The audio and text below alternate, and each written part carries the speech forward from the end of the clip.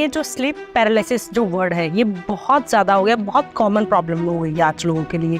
तो ये है क्या? क्योंकि एक पैरालिसिस होता है जिसमें शरीर लकवा जैसे लकवा मार जाता है, लेकिन मैं बता दूं ये बिल्कुल वैसा नहीं है। ये घटना तब होती है जब हमारी जो स्लीप मोड है हमारा, उसके 5 स्टेजेस है। अगर घट रही है तो फिर इसको हर पहलू से, हर डायमेंशन से देखना होगा। अब देखिए क्या होता है, जब एक बार घटना घटेगी तो आप कहेंगे ये स्लीप पैरालिसिस है और ये डॉक्टर्स अपनी बात करेंगे, लेकिन रोज घटने लगे तब इस तरह के ग्रह डैमेज हो चुके हों, और जब ये डैमेज होंगे तो इनसे रिलेटेड चीज आप पर हावी होंगी।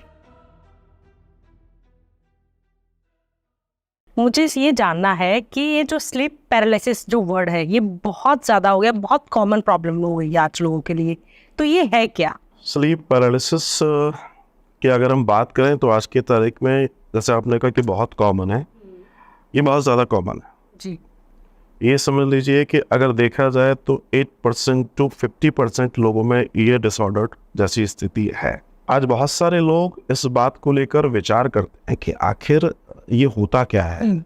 अच्छा, पहले तो ये समझ लें कि बहुत सारे हमारे ऑडियंस ये जानने के स्लीप पैरालिसिस जो शब्द है, तो कहीं पैरालिसिस जैसा अब तक उन्होंने सुना है, ये कुछ वैसा तो नहीं है। क्योंकि एक पैरालिसिस होता है जिसमें शरीर लकवा जैसे लकवा मार जाता है, लेकिन मैं बता दूं ये बिल्कुल वैसा नहीं है।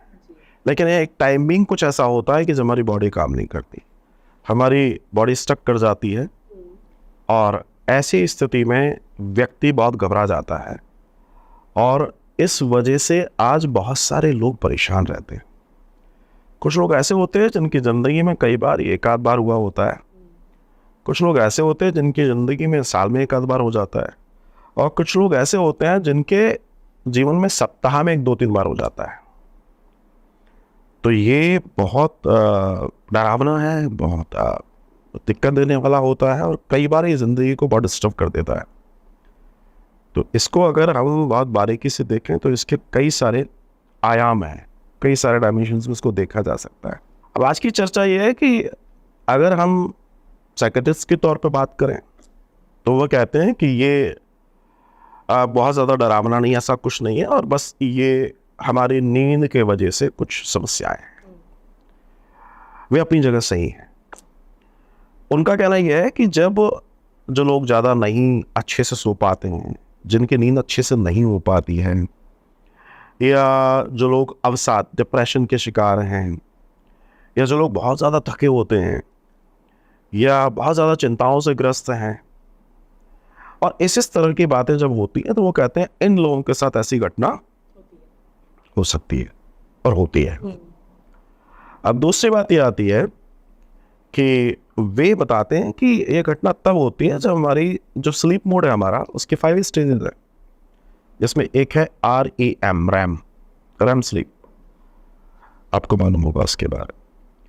इसमें होता है ये है कि जब हम सोते हैं तो पहला चरण है हमारा सोने का, जब हम सोने की कोशिश कर रहे होते हैं, जब हम जागे हुए होते हैं।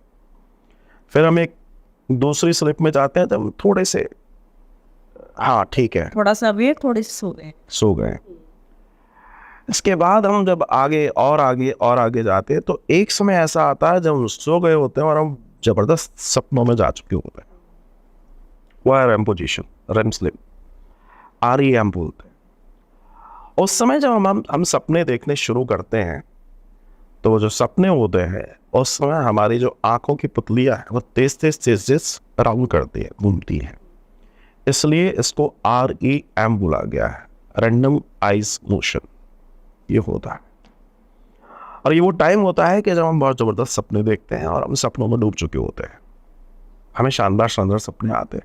अच्छा, इस टाइम पर जब ये सपने आते हैं तो उनका कहना ये होता है कि ऐसे में जब सपने आ रहे हैं, मान लीजिए आप बैट खेलने लगे, मान लीजिए आप तलवार चलाने लगे, और मान लीजिए आप कुछ करने लगे, तो आप उस समय माइंड बहुत शार्प काम करता है, तो बॉडी को डीएक्टिव कर देता है। मतलब एक तरह से पैरालिसिस जैसी स्थिति में ले आता है कि अब शरीर कोई एक्टिविटी नहीं करे, वरना पता पड़ा बगल में सूरा उसी को मार देगा वो, क्योंकि उसका तो हाथ थ्रो करेगा। विज्ञान ये कहता है, और वो कहता है इसलिए ब्रेन हमारे शरीर को शिथिल कर देता है, फ्रीज कर देता है, और स्थिति क्या होती है, हमारा शरीर उस समय काम नहीं कर पाता। हम चाहकर भी हाथ उठा सकते हैं, ना पैर उठा सकते हैं, ना कुछ बोल सकते हैं, हमारी सांसें उखड़ने लगती हैं, हम घबराते हैं। वे इस बात की पुष्टि करते हैं कि हाँ, कुछ लोगों को कुछ आवाज़ें दिखाई हॉल्यूशंस होते हैं, कुछ आवाज़ें सुनाई देती हैं कुछ लोगों को, कुछ लोग दिखाई देते हैं, भूतिया लोग दिखाई देते हैं। एंड समवेयर ऐसा भी होता है कि ऐसा लगता है कि हमारी छाती के ऊपर कोई बैठा है और हमारी गर्दन को दबा रहा है। तो उनका कहना ये होता है कि ये सारी चीज़ें सिर्फ और सिर्फ एक विचार है और इससे ज़्यादा कुछ भी नहीं है, लेकिन ये सारी घटनाएं जो घट रही हैं वो घट रही हैं सिर्फ और सिर्फ नींद और डिसऑर्डर की वजह से। वे कहते हैं अक्सर तब होता है जब नींद आने लगती है या नींद हम जागने वाले होते हैं तब की स्थिति होती है, या फिर हल्का कुछ ऐसी स्थिति होती है। मैं सारी चीज़ों से एग्री करता हूँ, लेकिन जब ये बात आती है कि इसके डरने की ज़रूरत नहीं है, इसका कोई और कारण नहीं है, या फिर ये सिर्फ और सिर्फ नींद के वजह से है, तब मैं यहाँ मेरे जो मनोवैज्ञानिक बंधु हैं उनसे यहाँ पर दो बातें जरूर करना चाहता हूँ। तो बात ये आती है कि भूत आता है, कोई वैम्पायर है, कोई डरावनी चीज़ है जो हमारे ऊपर बैठ जाती है, हमारी छाती पर बैठ जाती है, मेरी गर्दन को दबाती है। इस बात को एग्री करते हैं। मैंने बड़े बड़े मनोवैज्ञानिकों के इस विषय पे उनके शोध पढ़े और सुने हैं, और वो सब कह रहे हैं ऐसा होता है। कुछ दबे स्वर में कह रहे हैं, नेगेटिव एनर्जी बोल देते हैं क्योंकि वो एकदम नहीं बोल पाते, क्योंकि अगर बोल देंगे तो मामला बिगड़ जाएगा। लेकिन वो ये मान रहे हैं कि हाँ, कोई भूतिया और ये सारा कुछ होता है। तो फिर मेरा एक प्रश्न है, अप्सरा क्यों नहीं आती? जी है, बहुत अच्छे लोग क्यों नहीं आते? अगर आप डिसऑर्डर में हैं या आपकी नींद में कोई भी है, तो आपके लिए कोई बूफे क्यों नहीं सजा देता? आपकी मैरिज क्यों नहीं होने लगती? भाई ये सारी चीजें सबकॉन्शियस में से आ रही है ना, तो भूत क्यों आते हैं? ये यक्ष प्रश्न है। और डर क्यों लगता है? डर क्यों लगता है? हमें प्लेजर होना चाहिए, अच्छा लगना चाहिए। ऐसा भी कभी अगर डर लग रहा है तो कभी खुशियां भी होनी चाहिए। कभी ये यहाँ आ रहा है तो हो सकता है कभी विमान में बैठ के इंद्र के दरबार में भी चले जाए। जी जी, ऐसा होना चाहिए, क्योंकि ये घटना सिर्फ एक तरफा नहीं हो सकती।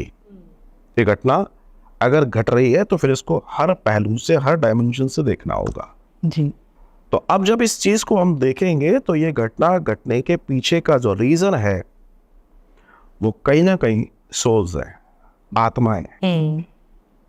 इस घटना के घटने का जो रीजन है वो हमारे आसपास की नेगेटिव ऊर्जाएं हैं जो निरंतर हमारे आसपास रह रही है। अब वैज्ञानिक दृष्टिकोण में अगर बात करें तो लगभग 8% लोगों के साथ ऐसा होता है, लेकिन ये जब एक्सटेंड किया जा रहा है कि 8 से और कितना तो 50% लोगों के साथ हो सकता है, लेकिन इसी में 5% लोग ऐसे हैं जिनके साथ अक्सर होता है। तो क्या वो रोज नहीं सो पाते? और अगर इतना नहीं सो पाएंगे या उनकी नींदें नहीं हो पाएंगे या वो डिप्रेशन इतना ज़्यादा है तो इसका मतलब वो बीमार है। लेकिन वो कहते हैं हम तो बीमार नहीं, और हम भी ऐसे लोगों से मिला कि बीमार नहीं है। मेरे एक परिचित में मेरा एक शिष्य, उसने बताया साहब मेरे साथ ये गुरुजी बहुत बड़ी समस्या है, और समस्या उसके साथ छोटी मोटी नहीं थी। अब देखिए क्या होता है, जब एक बार घटना घटेगी तो आप कहेंगे ये स्लीप पैरालिसिस है और ये डॉक्टर्स अपनी बात करेंगे, लेकिन रोज घटने लगे तब।